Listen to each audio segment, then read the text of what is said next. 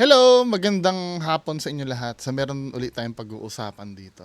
Ito ay may kinalaman sa religion, no? Pero wala naman akong sasabihin na masama. Depende na lang yun sa pangunawa nyo sa sasabihin ko. Hindi ko talaga nagpa-public apology na ako ngayon pa lang kung mafe-feel nyo, ma-offend kayo. So, last year, I don't know last year ba or nung isang taon pa to. Kilala nyo si Gold Dagal? Yung komedyante na yung gumawa ng joke tungkol sa Iglesia ni Cristo. So, pakinggan nga natin to. Nag-viral ito dati, napanood ko na to eh. Kaya nagkaroon ng ex-girlfriend na taga-iglesia ni Cristo. May taga-iglesia ba tonight? Wala akong pake sa'yo. May na akong isa sa inyo. No? Pero, may mga mas okay naman na religion siya. Pero, may aircon sila eh. Diba? First time na nakaapa ako doon sa kapilya nila, mangha-mangha talaga ako na daming aircon eh. Binilang ko pa 1, 2, 3, 4, 5. Ang lamig, no? Cool. Cool to. Sa totoo lang, kahit ako natawa din, to be honest, no? Nakakatawa kasi. Pero, ginawa niya yung joke niya sa pinaka-safe na paraan na alam niya. Diba? Hindi niya naman, I don't know, ang pinaka-tumatak kasi na dito sa joke na to, dito sa ginawa niya, yung kulto, diba? Parang, syempre, sinabi niya, yung aircon nga naman daw, pero alam naman natin na may ibig siyang sabihin doon. 'Di ba? Kaya lang kapag yun ang tinanggap mo sa sinabi niya, mapipikon ka talaga. Kung ikaw ay miyembro ng Iglesia ni Cristo. 'Di ba? Yun ang pinakatumatak eh. Mahaba ito tong joke na to, pero ito yung pinakatumatak na part. Aircon eh. Binilang ko pa 1, 2, 3, 4, 5. Ang lamig, no? Cool. Cool to. Pero, 'di ba? Nakaka-offend naman talaga yun, yung ginawa niya. Now, kumalat yung balita na ito daw si Gold ay nabarel. So, automatic, ang magiging suspect sa pamamaril sa kanya, papakinggan nga natin yung news kay Gold, Dagal. Kasi syempre yun ang unang iisipin agad-agad, no? So, Trending nga ito sa social media ang pagkasawi ng isang stand-up comedian na kilala bilang Gold Dagal matapos barilin bago sumampa sa stage para mag-perform sa Pampanga. Ito ang kinumpirma ng Project Jade, isang non-profit organization na tinutulungan ni Dagal. Sa ulat, may natatanggap na umanong mga banta sa kanyang buhay si Dagal bago ang insidente, pero hindi niya ito pinansin. Nakilala sa social media si Dagal hindi dahil sa kanyang mga biro laban sa isang religious group at hinangaan dahil sa kanyang komentaryo tungkol sa human rights at paglaban sa mga abusado sa kapangyarihan. hindi lang pala yun yung joke niya, pero talagang ang nag-viral. Hindi ko napapanood yung ibang joke nito eh. Yun lang talaga yung tumatak sa isip ko dahil yun lang talaga yung nag-viral na joke niya, yung sa INC. Tuloy ang investigasyon sa insidente at pagtukoy sa pagkakakilanlan ng suspect sa pamamaril. Now, meron ako nakitang post dito. Saan ba yun?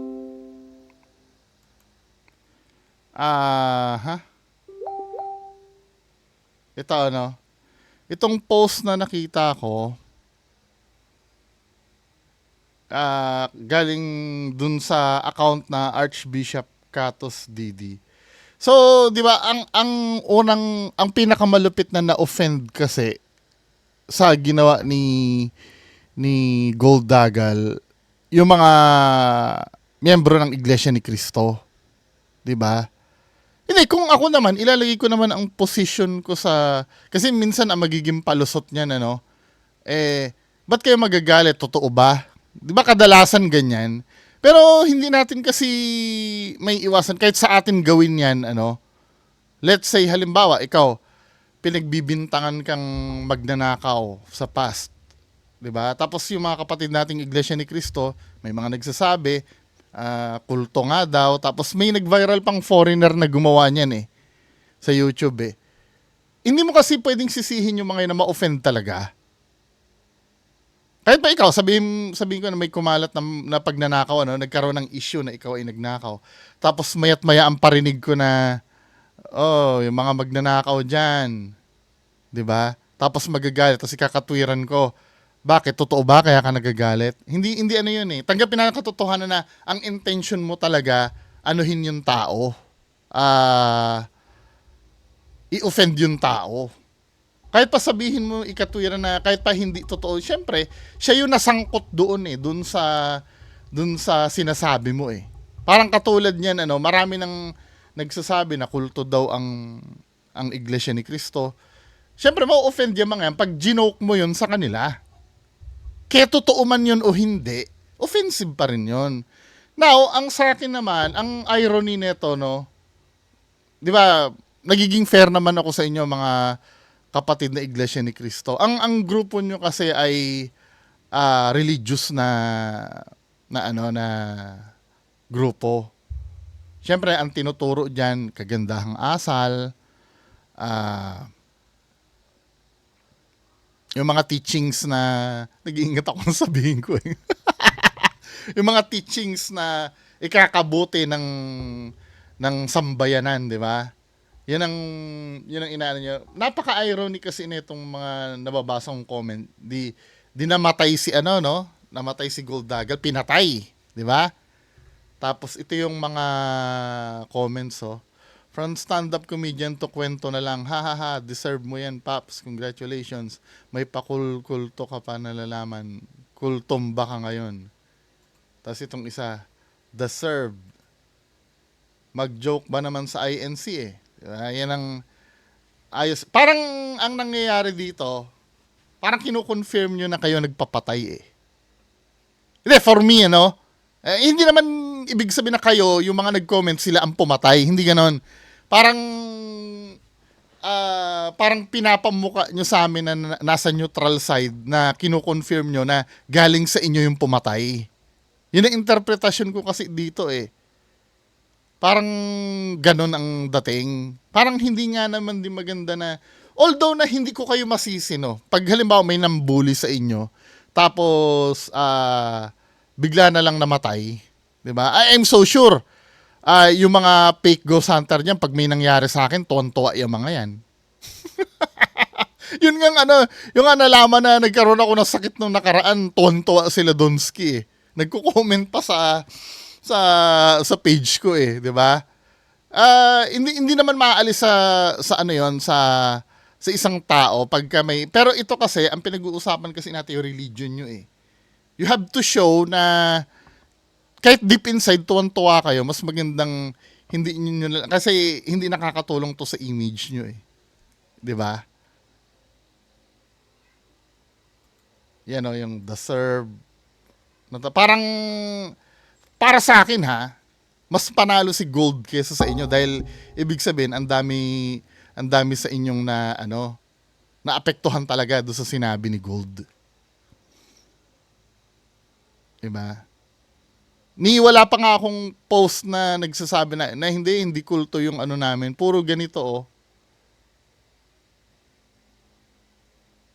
Pati yung nag-post, dinamay pa Nakakatawa ang pagkamatay ni Goldagal. Ba't ka matatawa sa yan ba yung teaching sa inyo? Diba? Hindi rin maganda. Kung halimbawa natuwa man kayo, kung feeling nyo justice yon para sa inyo, mas magandang kalma na lang. Kasi, di ba, magre-reflect yun sa samahan nyo Di ba? Kasi kung gagawing model natin si Jesus Christ nun, yung mga nagpe-persecute nga kay Jesus Christ nun, di ba?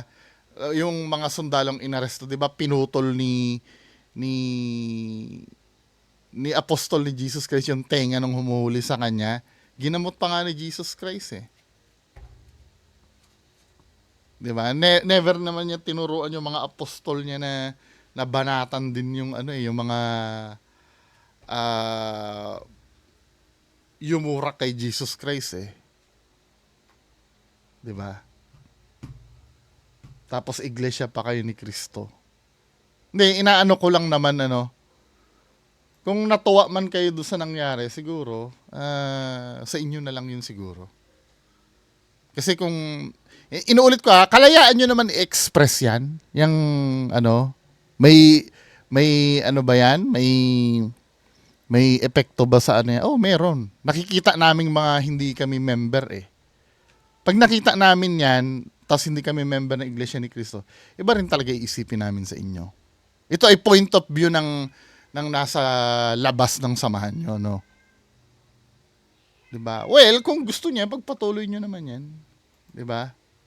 Unang-una, hindi rin naman ako ma-offend dito sa ginawa nyo dahil hindi naman ako ang namatay. O hindi ko naman kamag-anak si Gold Dagal. Kaya lang, yung the way kayo nag-celebrate nung namatay yung tao. Diba? Parang kayo nang bahala, no? Pero, trip nyo yan eh. Siyempre ako, kinukomentan ko lang yung trip ko. Hindi ko naman sinabi na wag na kayong gumanyan, di ba? Kaya lang, dating kasi dito, katulad ng sinabi ko kanina, parang kino-confirm nyo na parang galing sa inyo yung tumumba. Kasi pwede namang may personal na away kay Gold yung pumatay sa kanya eh, di ba? Pwedeng halimbawa, yung pumatay sa kanya ay nangutang sa kanya na hindi niya napagbigyan or matagal niya ng kaalitan niya nung bata pa siya or politiko na na-offend niya sa joke niya, pwede, di ba? Pero sa inaakto niyo men eh. Di ba? Actually, yung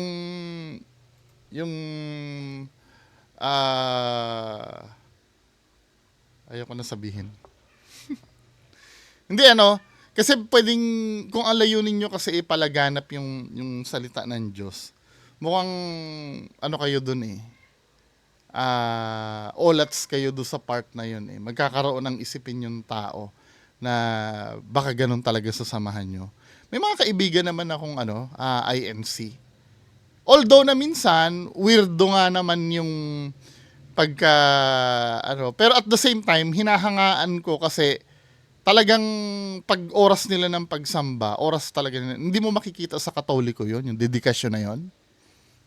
Di ba? Yung Katoliko, pag tinamad niyang magsimba, kahit katulad ko, hindi na ako nagsisimba. Katoliko akong pinanganak eh. Di ba? Unlike yung, tsaka pag nagkaroon kayo ng unity, talagang solid kayo, di ba? Isa yun sa mga malulupit na katangian ng INC. Kaya lang, medyo nakaka-disappoint yung mabasa yung ganun. Okay lang sana kung yung away na yan, political, walang kinalaman yung teaching dun sa inaakto nyo. Let's say, halimbawa, ako ay miyembro ng grupo ni Manny Pacquiao. Iniinsulto nyo si Pacquiao. Tapos bigla kayo na barel. Natawa ako, deserve mo yan. Iniinsulto mo kasi si Pacquiao eh. Di ba? At least, walang kinalaman yun dun sa pagiging religious ko. Pero kung halimbawa, kung kinakalat nyo na kayo yung pinaka chosen one, tapos biglang ganyan yung hindi maganda. Ako, kinukomentan ko lang naman hindi maganda. Pero baka naman may explanation kayo dun sa pag-express nyo ng kagalakan dahil namatay yung tao. Di ba? Baka may reason kayo, hindi ko lang siguro alam. Kung yun ay nasusulat ba na maggalak kapag namatay yung tumutulig sa inyo. Kung justice yun galing sa God, di magpasalamat na lang kayo sa Diyos. No need to express, no? Pero again, kalayaan nyo yan eh. Hindi, nyo lang. kalayaan din namin mag-isip sa kung anong ginawa nyo. Di patas lang. Next video tayo mga kababayan ko. 15 minutes yun lang, no? Ito naman, ito ang malupit na side mirror ng Alphard daw. Ano nangyari? Kinuha lang ng pag ganun. Ang bilis ah.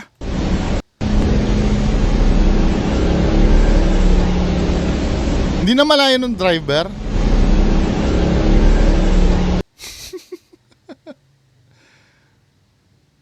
ito, ako, guilty pa ako pag halimbawa na baril ito. Guilty pa ako na matatawa talaga ako. Yung mga ganyang tao na walang ginawa kundi mamirwisyo na lang sa mga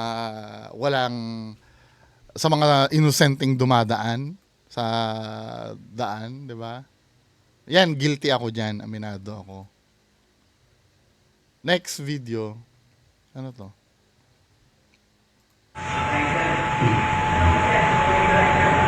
Tugog!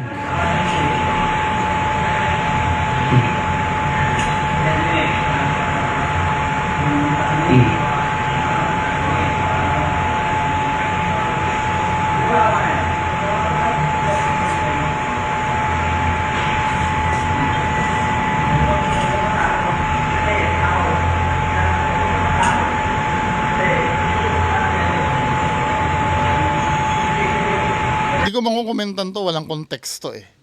Malay ko lang ba kung yan ay may na-hit and run sa previous na ano. Or pinagselosan nung kaangkas niya. Yung kaangkas niya, di ba? Hindi ko makukomentan to. Pero kung ganyan na binugbog, hindi next. Dapat yung puno yung may konteksto yung ano, yung tawag dito. Yung video. Ito, next issue. Ito, malupit na issue to, men eh. Ito, abusadong teacher daw. Hindi lang pinalo at sinigawan, halos baliin din umano ng isang guro ang daliri ng kanyang mga estudyanteng pre-kinder lang. Kabilang ang isang may autism. Sumbong pa ng mga bata, ikinukulong umano sila ni Ma'am sa banyo. Nahuli kamyan at tinutukan ni Mark Salazar. Sa video na kuha mismo ng CCTV system ng paaralan, nakunan ang nakababahalang asal ng isang teacher sa dalawa niyang pre-kindergarten pupils. February 24 daw ito nangyari habang nagtuturo ang guro ng pagbibilang. Pero tila mainit na agad si teacher. Hoy, hindi Sa ko... pagpalo sa kamay, tila inambahan. Ano sabi ng teacher? Alabo kasi ng video. Palinawin nga natin.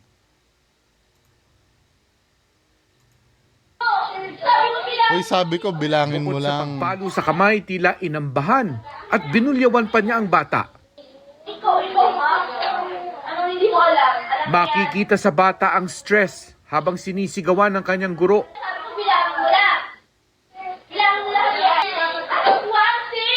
1, 6. Napaiyak ang nanay ng bata nang mapanood ang video ng paninigaw at pananakit sa kanyang anak. Akala ko talaga parang physical lang yung ginawa niya na napalo daw na kasi daw nakulit.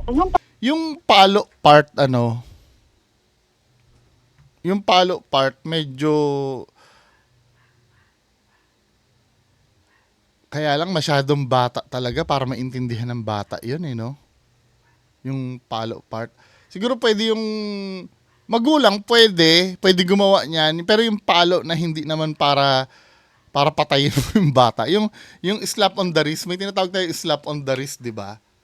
Para, at siguraduhin mong alam nung bata kung bakit mo siya pinapalo. Sa magulang part yon. Pero pag sa teacher, sa akin, pwede pang paluin mo yan kung yan ay grade 6 na or grade 5. Di ba? Yung mga ganong edad na.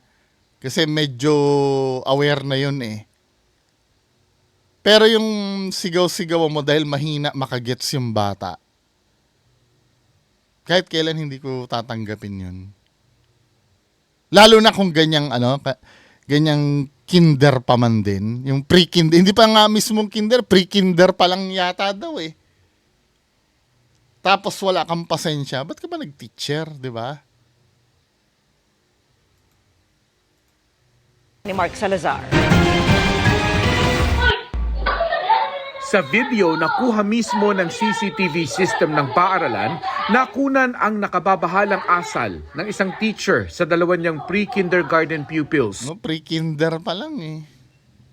Parang mga daycare level pa yan, di ba? February 24 daw ito nangyari habang nagtuturo ang guro ng pagbibilang. Pero tila mainit na agad si teacher.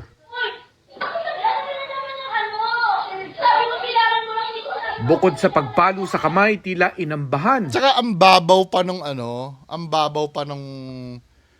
nung pagmamaldita niya. Siyempre bata yan, men eh. 'Di ba? Hindi mo may expect na yung instructions na ang unang challenge kasi pagka nagtuturo ka sa bata, yung attention nila. Siyempre minsan ang unang isip niya laro agad, 'di ba? Yun lang muna ang gustong tripin ng mga yan eh. Pero yung ewan ko, dapat dito nag-teacher eh. At binulyawan pa niya ang bata. Ikaw ha? Ano hindi mo alam? Makikita sa bata ang stress habang sinisigawan ng kanyang guro. Sabi ko bilangan mo lang. Bilangan mo lang yan. 1, 6. Napaiyak ang nanay ng bata nang mapanood ang video ng paninigaw at pananakit sa kanyang anak. Akala ko talaga parang physical lang yung ginawa niya na napalo daw na kasi daw nakulit. Yung palang hindi, talagang parang emotional and mental yung ginawa mong trauma dun sa bata. Oo. Ayon sa ina ng bata, may autism ang kanyang anak. Kaya gano'n na lang ang hinagpis niya sa ginawa ng guro. Kung ako nga, hindi ko siya ginaganon dito pag gano'n, kinakausap ko siya ng mayunahon lang. Kasi hindi na kaya, nung bata kasi minsan ako frustrate siya pag hindi na talaga niya kaya. Masakit for me kasi yun nga, may autism siya. Tapos inassure naman nila sa amin na sa akin na tumatanggap sila ng may mga ganong bata. Sa isa pang pagkakataon, nakunan din ng guro na napiko naman sa isa namang estudyanteng babae na nahihirapan sa addition. Okay lang sana, lesser evil kung mapikon ka doon sa bata dahil yung sobrang kulit, yung nagbabalibag ng mga gamit. Pero pag yung halimbawa dyan yung katulad ng sinabi na tungkol dun sa mathematics. Sa isa namang estudyanteng babae na nahihirapan sa addition. 'Di ba? Yung sa addition kasi nga natututo pa lang yung bata, hindi niya pa alam 'yun. Kailangan pagtiyagaan mo 'yun para malaman talaga ng bata 'yun. Ibang sometimes maintindihan ko yung sobrang kulit talaga, yung sobrang hyper na hindi kahit ako minsan nabubwisit ako sa ganun eh. 'Di ba? Lalo na halimbawa kung kumakain ka sa nananahimik ka dun sa gilid. Tapos lisaw ng lisaw yung bata nung ibang kumakain doon. Tapos inaabala ka pa. 'Di ba? Minsan nga nagtatrabaho ako sa Jollibee or McDonald's kasi tablet ang gamit ko eh. 'Di ba? May inaano akong design. Hawak-hawak ko yung stylus, no. Inaano ko yung design nung sa client ko. Ginagawan ko ng mock-up. Seryoso ako nagtatrabaho, biglang may batang, alam mo yung dudut-dut sa tablet ko. Dahil nga tablet yung dala ko. Dahil ang alam kasi ng bata dito ay laruan. 'Di ba? Talagang minsan nakakabwisit naman talaga yung mga ganong pero ikaw kasi nagtuturo ka ng bata eh. 'Di ba? Kaya ka nag-teacher, ikaw yung naatangan na pero kung hindi kagalit-galit yung yung kinaiinisan ni teacher eh. Hindi kagalit-galit yung kinakagalit niya. Yun ay challenge sa kanya para matuto yung bata dahil trabaho niya 'yon.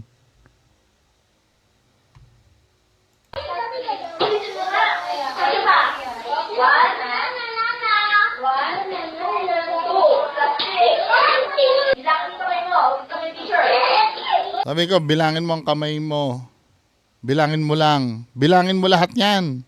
Anong 1? 6? Ang bata napayuko na lang at naiyak Pero si teacher, Ay, nako. Umiyak na lang si baby. Naiiyak po. pero si teacher, Tama oh.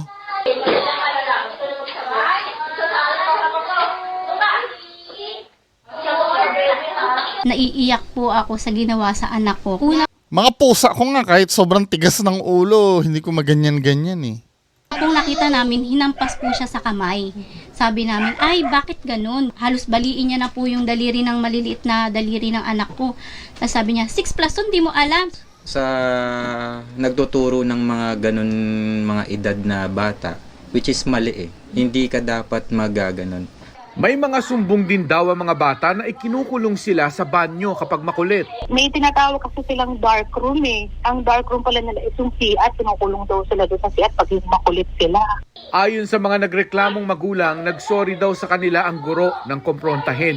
Sabi ko sa kanya, sige teacher, yung school na lang po yung magbibigay ng punishment sa inyo. Nakausap namin sa telepono ang nagpakilala Child abuse yan. ng may-ari ng paaralan at humingi siya ng panahong imbestigahan ang nangyari bago magbigay ng pahayag.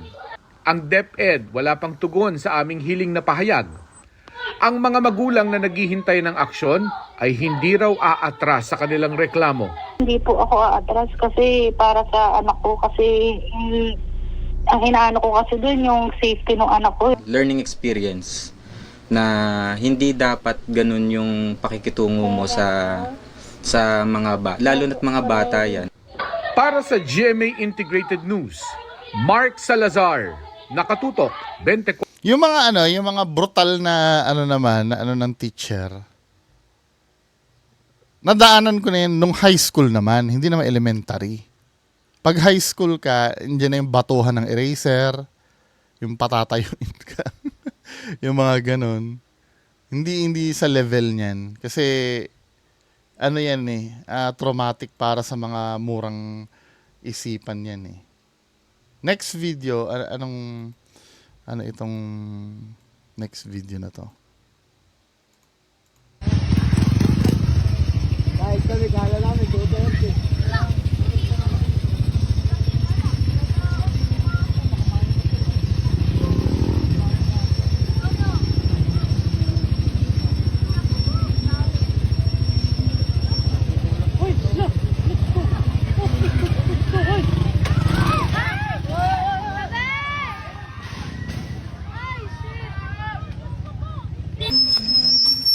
Nakakatakot ba? Buti na lang, ang lakas ng preno ni Kuya. Umiinit nga lang. Downhill, Pwede ba natin unahan yan? Nasa pwede? Pwede ba unahan yan? Ay, shit! Wala! Yung preno mo, Kuya!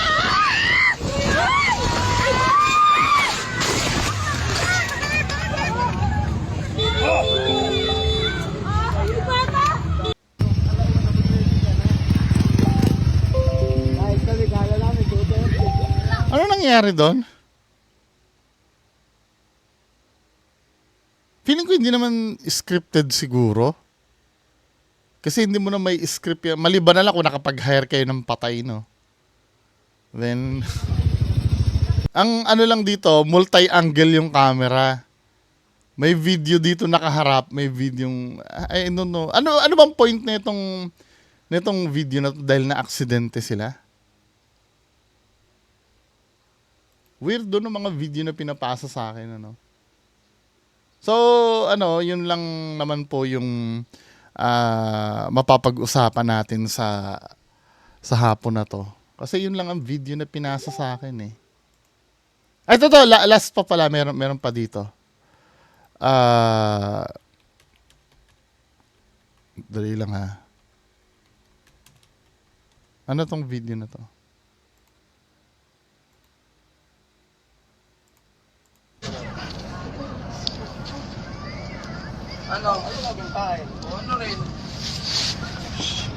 Gug.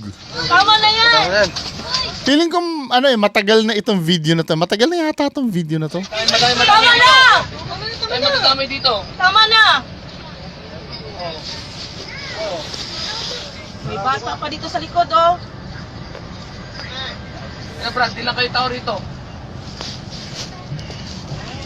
Pagka, Dinadaan niyo sa init ng ulo niyo eh. Sige na, Brad, sige na. Madaming pasero. May mga bata pa sa likod. Wala kayo nahiya.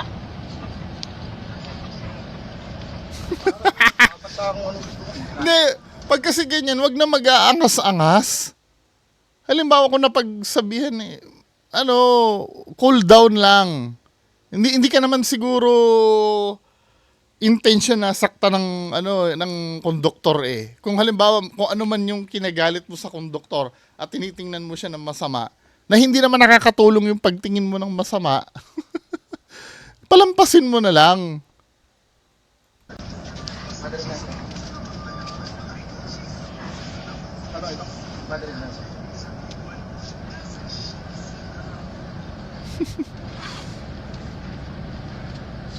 Pinanching bag tuloy yung mukha mo.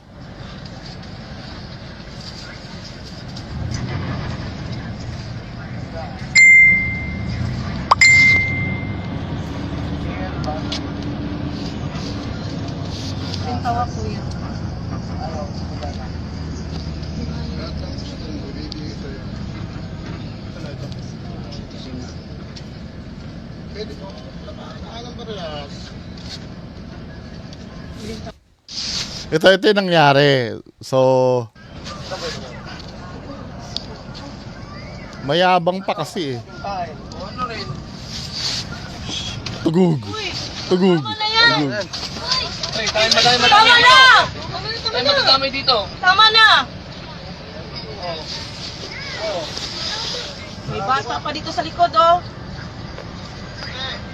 Brad, di lang kayo tao rito. Pinaya kayo, paras pala kayong empleyado eh. Dinadaan niyo sa init. Pares pala silang empleyado.